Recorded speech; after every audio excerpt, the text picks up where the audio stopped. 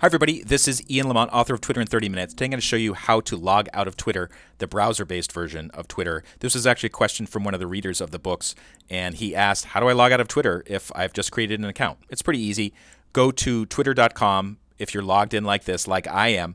In the lower left corner, you'll see your icon and the name of your account. Click on that, and then select log out, whatever your handle is. So I'm going to click that, and I'll be prompted. Log out of in 30 minutes. And if I click the button, log out, I will be logged out of that particular account.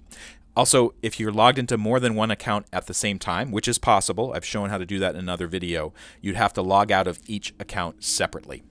This is Ian Lamont, author of Twitter in 30 Minutes. Hoping you liked the video. If it did help you, please take a moment to like it and follow me on YouTube. And you can find out more about this book at in30minutes.com. This is Ian Lamont signing off. Thank you so much for watching.